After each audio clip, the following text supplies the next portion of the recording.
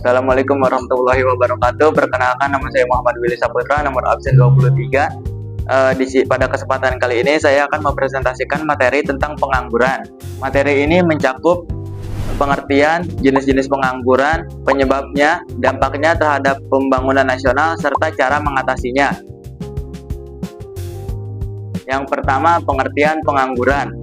Pengangguran adalah kondisi ketika seseorang tidak memiliki pekerjaan, sedang mencari pekerjaan, atau sedang mempersiapkan usaha baru. Tingkat pengangguran dihitung berdasarkan perbandingan antara jumlah pengangguran dan jumlah angkatan kerja dalam suatu waktu tertentu.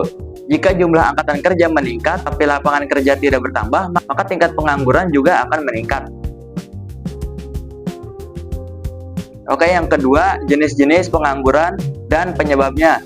Yang pertama, berdasarkan faktor penyebabnya.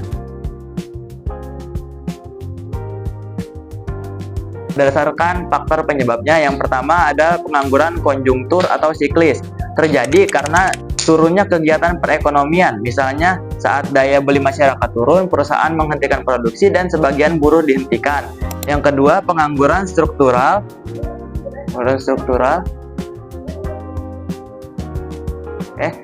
Pengangguran struktural terjadi karena perubahan struktur ekonomi atau penggunaan teknologi baru sehingga tenaga kerja lama tidak mampu menyesuaikan.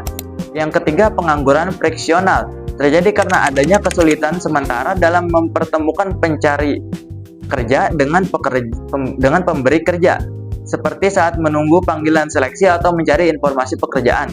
Yang terakhir, pengangguran musiman terjadi pada bidang pekerjaan yang tergantung pada musim seperti pertanian dan perikanan. Yang selanjutnya, berdasarkan lama waktu kerjanya. Yang pertama, pengangguran terbuka atau open unemployment.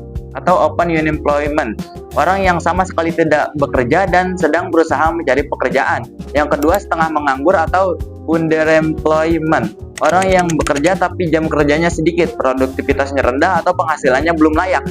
Yang ketiga, pengangguran terselubung atau disguised employment. Terjadi ketika tenaga kerja bekerja tapi kemampuan atau produktivitasnya tidak dimanfaatkan opsional.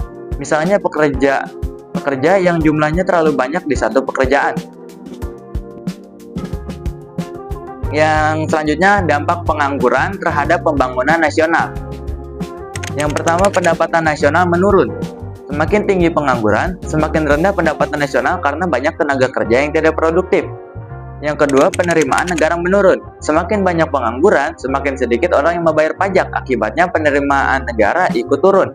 Yang ketiga, beban psikologis. Pengangguran dapat menyebabkan stres, rasa tertekan, dan berpengaruh pada kehidupan sosial sehari-hari. Yang terakhir, biaya sosial meningkat, termasuk biaya untuk bantuan sosial, kesehatan, keamanan, hingga peningkatan angka kriminalitas. Yang keempat, cara mengatasi pengangguran. Yang pertama, mengatasi pengangguran siklis dengan meningkatkan daya beli masyarakat dan mendorong permintaan barang dan jasa. Yang kedua, mengatasi pengangguran struktural, yaitu melalui pendidikan dan pelatihan kerja agar tenaga kerja mampu menyesuaikan kemampuan dengan kebutuhan dunia kerja. Yang ketiga, mengatasi pengangguran friksional dengan menyediakan informasi lowongan kerja yang lengkap, cepat, dan mudah diakses. Yang terakhir, mengatasi pengangguran musiman dengan membantu masyarakat mencari pekerjaan alternatif atau melatih keterampilan baru saat musim tertentu berakhir.